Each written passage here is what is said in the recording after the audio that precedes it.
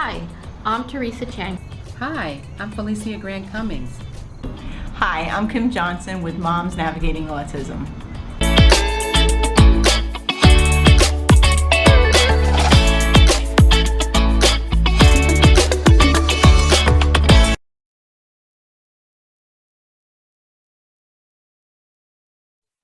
Hi, and welcome back to season 2 of Moms Navigating Autism. So tonight's show, we thought we'd talk about the various programs our children are in right now. My son started school in the pandemic. He graduated in the pandemic and he started school in the pandemic. He went to school his first year and he did really great. It was all virtual. Then the following year, they mandated the COVID vaccination.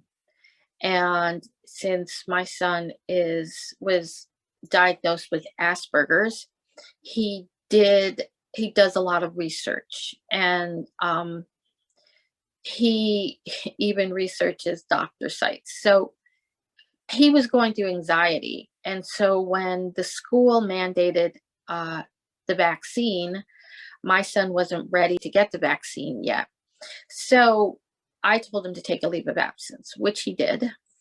And then he subsequently, 3 or 4 months later, decided on his own that he was going to get the vaccine.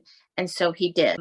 One of the things that he had a hard time tolerating was something that a lot of people had hard time tolerating, but affected people on the spectrum really hardly, is the mask wearing. He has a hard time putting that mask. He has a hard time keeping the mask all day on. Everybody encountered it, but to him, it was really, it affected him in a really bad way. So while a lot of other schools were doing away with the masks, his particular school kept the mask. They left it up to the professors, and almost all his professors mandated the mask. He took another leave of absence. So I said, you're not sitting at home for another year. What we did was we found a school that wasn't mandating the masks, and he's taken a couple of film classes to help us out. That is what he did this year. And that's how, COVID sort of affected my son. My daughter, who is on the spectrum also, she is diagnosed as high functioning autism, Asperger's. She graduated this past June as a senior, all excited to go off to college. We packed her up, and with many challenges to, get her packed up and organized to, go off to school for the first time. She started August 22nd.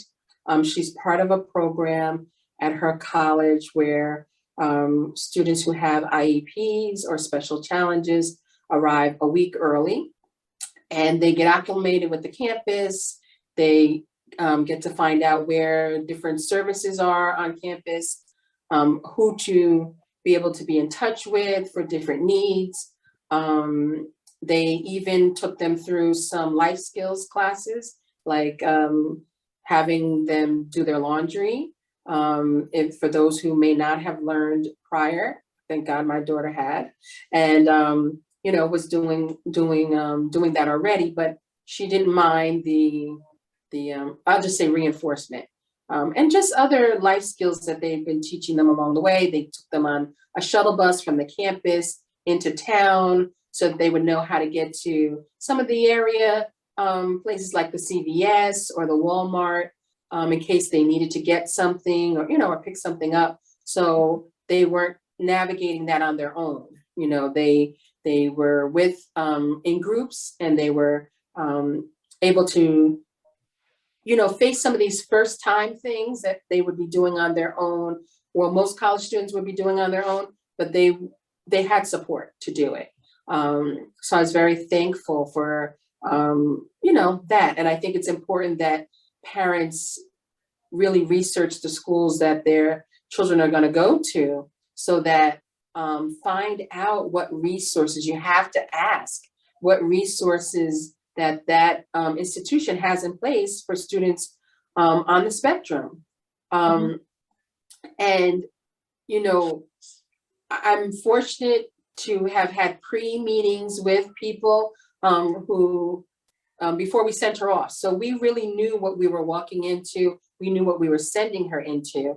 And even, tweaking of her schedule, sometimes the students get, like as a freshman, they're getting their schedule and it's just some of the just everyday, English and the math classes and, just the kind of just piped into the child's, their program. But because she's in the program that she's in, there's another set of eyes to be able to look at her schedule and say, hey, I don't know if that class works for this student. Maybe we can find an alternative class, or maybe with a different professor who maybe that staff member knows would be more considerate of those students with special needs. So that's where it's really important that all the advocating that we as parents have done for our child or children along their path and along their journey, that if they are transitioning to another next step in life, whatever that is, for my daughter that happens to be college, that we still advocate for them. We still look for all the resources that are needed, for them to help them be successful, the most successful for them, because every person and every child's journey is different. So I'm very happy that the resources that are put in place at her school are wonderful. And we also have subscribed to a second set of resources for her at her school that is not part of her tuition, but we chose to add it as a second support for this first year, for her to be able to just get her feet wet in college, have as many support services as necessary or as needed. And then if we need to wean them off or pull them back, we can do that, instead of her jumping in and not having everything she needs and then not being successful and then not feeling, that she can do it and, giving up or being disappointed. And we don't want her to turn off from school. We want her to continue her education and just get the most out of life and what she can for herself. I didn't know that was even out there because my son, that's not an option for him because he wouldn't fit into something like that, but that they have that kind of program for children and young adults with special needs like that. Great to hear all of it. Well, when my son graduated, he was supposed to go into an Asperger's program at his college, but because of the pandemic, everything got shut down.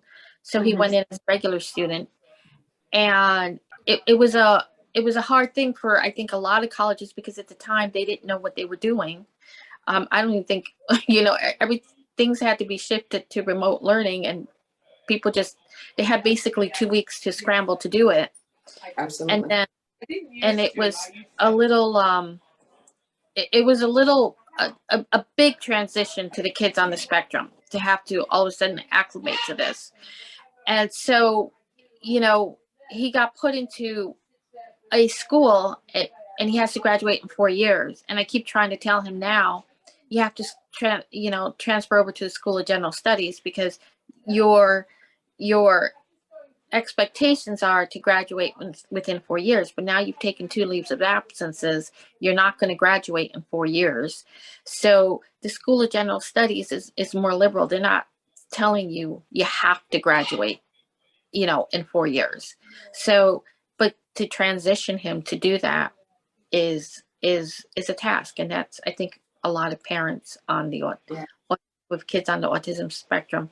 So I, continue because now let's face it, the decisions are theirs, that they're no longer mom and dad's decisions. And that's the first thing every parent encounters when their kid goes to college is they can't talk to you unless they've signed away something that says that and that's why I tell all the parents, that's the first thing you have to do is you have to get your child to sign away that waiver that says you can talk to mom and dad about anything, because a lot of parents don't realize it, but they end up on that first day, transitioned out of high school and into college, and we can't talk to you.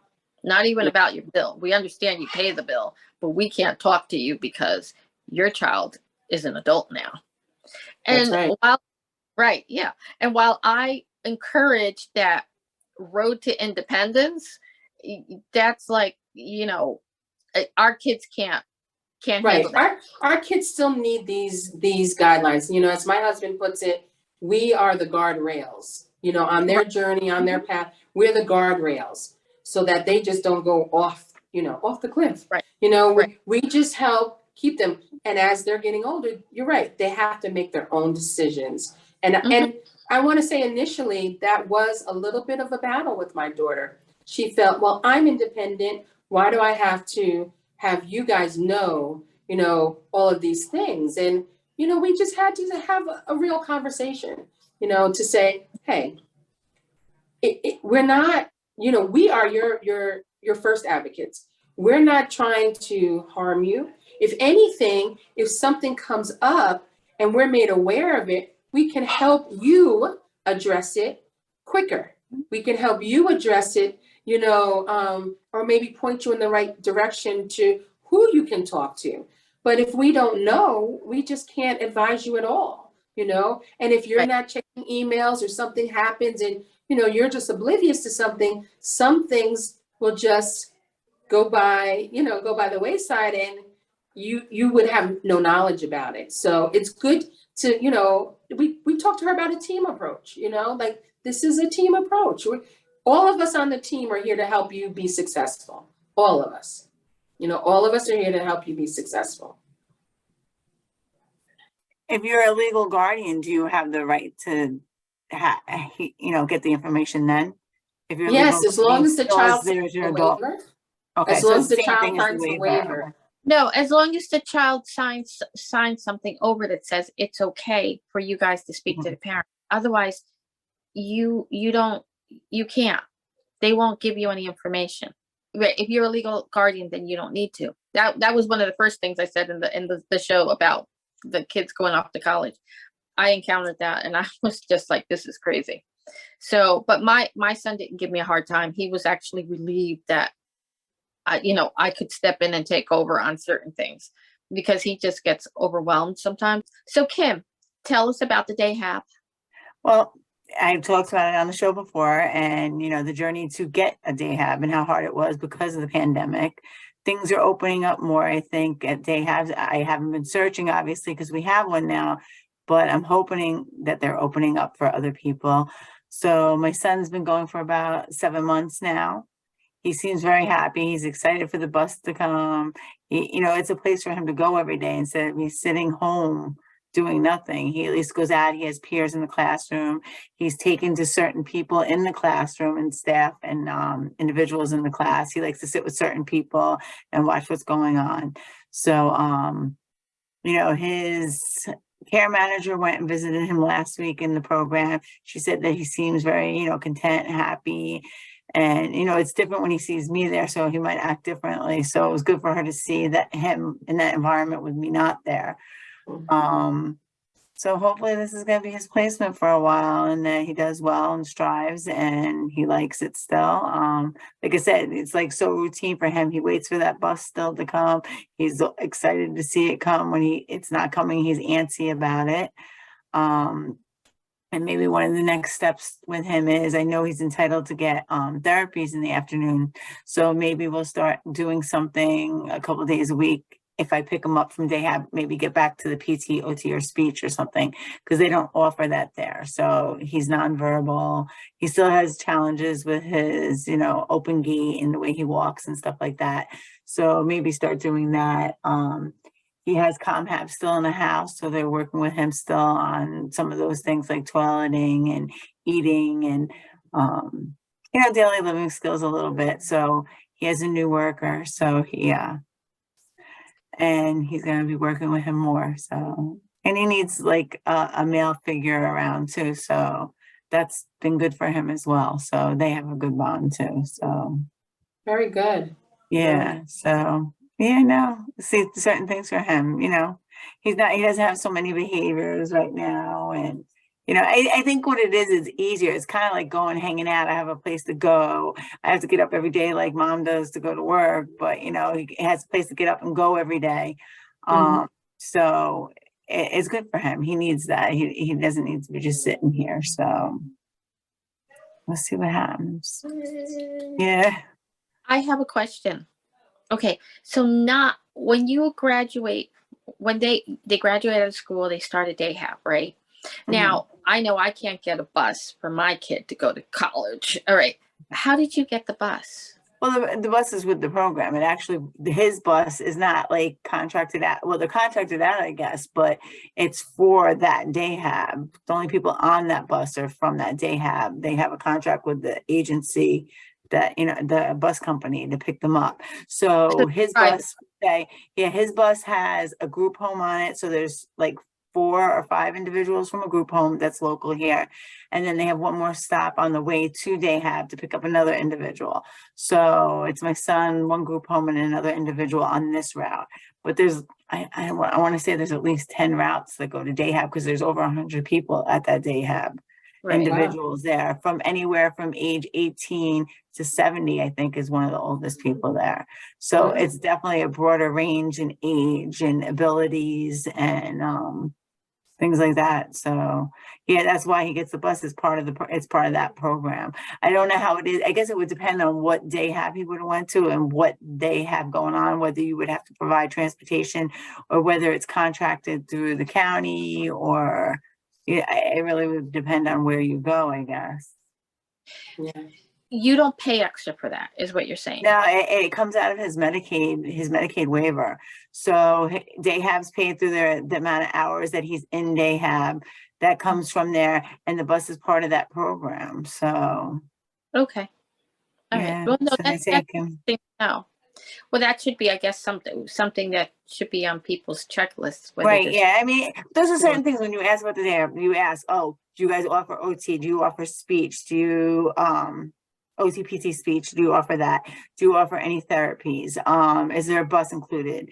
Is it lunchtime? Is there a nurse? Like, these are some of the things people ask about. Do they have all those things? It's going to be definitely different than it was in school. Different people have different things they do during the day. They have like an art program at this they have, and there's individuals that belong to that. There's individuals that are on the advocacy group that they have there. They have their own advocacy group. They have people that go out in the community, that have jobs, go on outings. So it really depends on the individual. So the goal now is for my son is to work on being able to be out in the community. And, when things let up now because of COVID, maybe he could start going on some of these trips and go out now.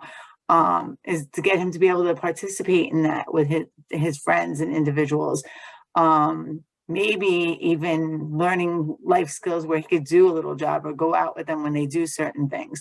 So he's always still gonna have goals, even though he's not ready for it now. He still will always will want to try and introduce him to things that'll make him want to do, these things, go out in the community and do things. So wow. That's the goal. Yeah. When you were saying that, what comes to mind is there is a rose farm, I want to say, in the Danbury area, and they hire kids like your son to raise roses. I mean, he would need a lot of support as far because they don't have one-on-one aides, individual aides for them. So it would take somebody with a lot of support to be with him, to keep him on task, focused, and make sure he doesn't want to get hurt, things like that. So no, I recall that. I remember hearing that something about them like 10 years ago, and I remember saying I have to buy, when I buy roses and stuff with flowers, I'm going to buy from this place because they support. I mean, there's a lot of families, the parents start businesses with their children on the spectrum, depending, if they're higher function and stuff, like candle making. I've seen families with soaps or Yeah, cookies. Like there's a lot of business, t-shirts. There's a lot of businesses that are started by parents, and that's a lot how a lot of day hubs start, is from families and parents of individuals. That's where some of these day hubs start out. So yeah. Cool. Alicia, so Yes. tell us, how heart-wrenching was it to drop her off? Because I would have been crying. I think that, everybody is different, every parent is different, every child is different. I think I had more angst leading up, to that moment. I think my angst was in the preparation, is she ready? Is she still ready? I don't know, is she ready? Like, they let her out of high school, but is she ready?